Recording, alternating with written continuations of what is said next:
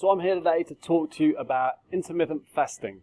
I'm going to talk to you about what is it, who is it good for, why is it potentially good, and who is it not good for.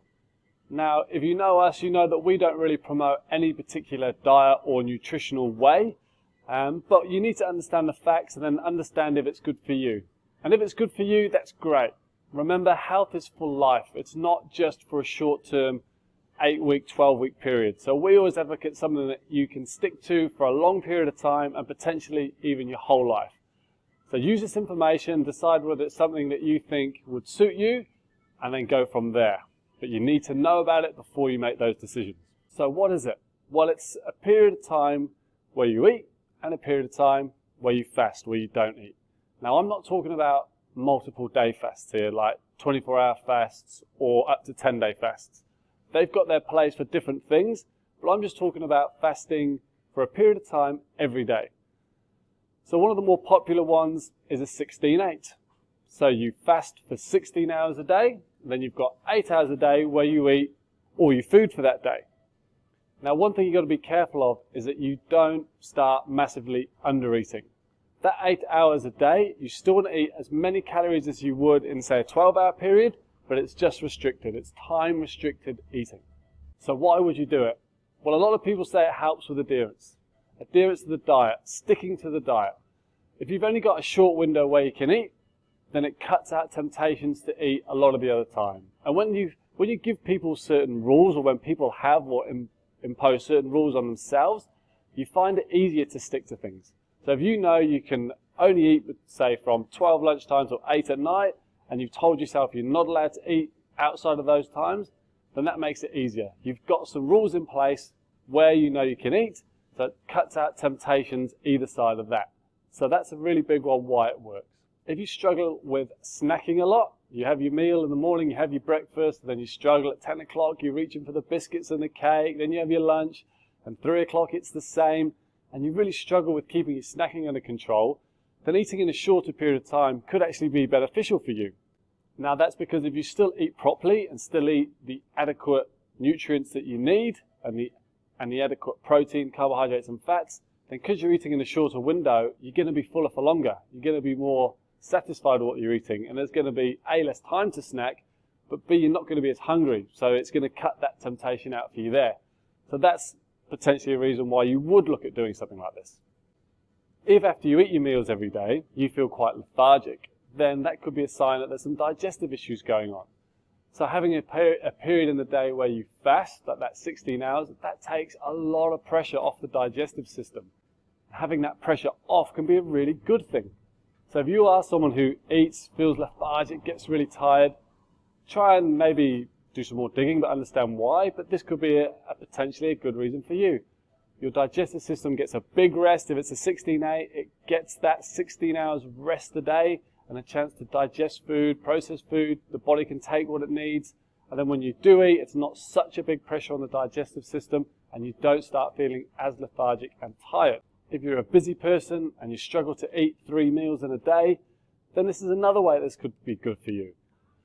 Now, we're not advocating that you skip meals by any means, because if you do skip a meal, then you have to still eat the same amount of calories that you would in that longer period in a shorter window. So it's not about skipping meals, but if you're someone who's really busy and you get stressed by the fact you're eating 3 meals a day or trying to squeeze 3 meals in a day, then this style of eating again could be good for you. So that's something to think about. If you're always missing a meal, therefore maybe under-eating, then this is a good way to go, well, if I don't put the pressure on myself of having breakfast, for example, but I make sure I have 2 bigger meals a day where I'm still getting my adequate protein, carbohydrates, fats, and calories that I need to help my body function optimally, then this could take stress out of your day and still give you what you need for your body. Now, before we start thinking, well, hang on, isn't intermittent fasting just skipping breakfast? Isn't it just a new way of saying don't have breakfast?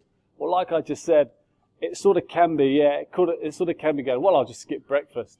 But, like I was just alluding to, you can't then just eat your 2 maybe smaller meals, because then you've missed out a whole bunch of calories that potentially your body needs.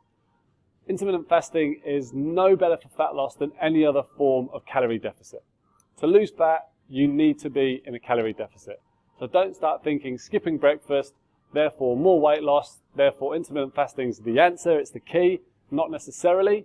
It's no better than any other calorie restricted diet. So if you ate over a 12-hour period or longer, as long as you're in a calorie deficit, you should lose fat. So it's no better from that point of view.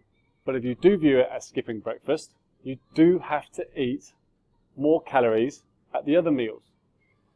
So if you only want to eat twice a day, that is fine, but you have to have bigger portions. And if you're someone who prefers to have bigger portions, then again, maybe it's the right sort of way to eat for you.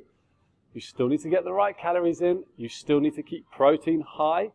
You've got to make sure you hit your protein target, because that's something that's going to keep you satisfied. It's going to preserve your metabolic rate. It's going to preserve lean muscle, which is really important. As we age, we need to keep as much lean muscle as possible. But so you can't just start cutting things down, and you need to make sure you get in the adequate calories from the other macronutrients as well that are going to fuel you for your day. Intermittent fasting definitely isn't the magic bullet. It's definitely not the one size fits all. This is great, it's fantastic. It's not that. It needs to fit into your lifestyle. It needs to be something that you can do for a long period of time. And if that is something that works for you, then that's great. Maybe it is magic for you, but it's not a magic bullet. So don't start thinking that this is the answer for everyone, because it won't be. A big downside to it is that because you've got time restricted eating, it can eat into your social life. So if you're someone that maybe likes to go out for breakfast with some friends now and then go out for dinners at night now and then maybe this isn't the diet for you. So there's different things to think about, but it can be restrictive on the social life if you're trying to do it every single day, every single week. So just think about that before you jump into intermittent fasting. Remember, alcohol is still calories. So if you're someone who likes to drink and you're eating all your food in that 8-hour window, but then you want to go and drink outside of that, well, therefore you're now not intermittent fasting. You're still the king, or the key thing to lose weight is calorie deficit. And remember, if you do intermittent fasting really well all week, but then you go out on a Saturday night and have loads of alcohol, then those calories are still going to be basically divided over your whole week. And if that then puts you in a calorie surplus for where you need to be to lose a bit of weight, then that's no good for you either. So intermittent fasting is just a way that people use to get into a calorie deficit, and if that helps them adhere to that diet a bit better, then that's great. So who shouldn't do it? People who undereat. It's probably not the best idea for people who already undereat. Going for a 16-hour fast every day maybe isn't the best option for you guys. Signs that you undereat are you're cold all the time, hair falling out, you're really irritable, you've got low energy. Women with menstrual issues could be a big sign that you undereat, and there are others. They're just a few. So if that is you, that's something to go look into as well. It's also not for people who undereat protein already. As I've already talked about, protein is the key thing to keep high for your satiety levels and to spare your lean muscle so it doesn't get broken down during periods of fasting and used for fuel, because we want to keep that lean muscle. So if you already don't think you eat enough protein, if you then have a big fast, like I say, your body is then going to go in and start breaking down your lean muscle and use that for fuel to keep your body going at a level it needs to. So you've got to make sure the protein's high. That's probably one of the key things here. People who are hangry. We all know those people who are really hangry and get irritable when they don't eat. So if that's you, maybe having a 16-hour period where you don't eat is going to lead to a lot of hangriness.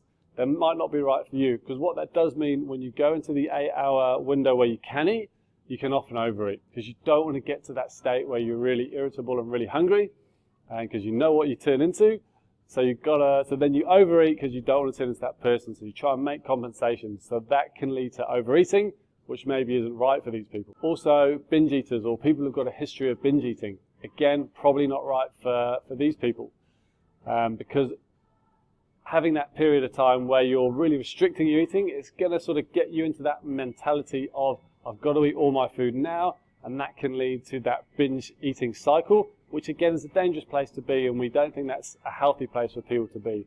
So again, if that's you, probably something to look into and maybe get the right help with, but also maybe intermittent fasting isn't right for you. And also people who have regular breakfast meetings.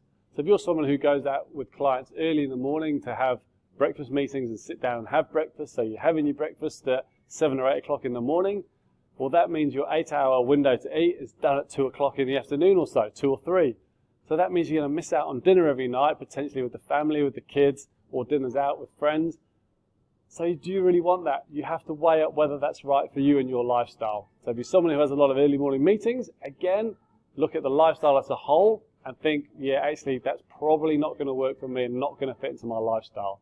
Don't try and make it work, because if it's not something you can't sustain, then it's not going to work for you. Hopefully that's given you some key pointers on intermittent fasting. There's more to it, so by all means, go and do some more digging on the internet, go and look up the right people and find out, or contact us and we can help you with a bit more information and we can sit down and decide whether it is the right thing for you.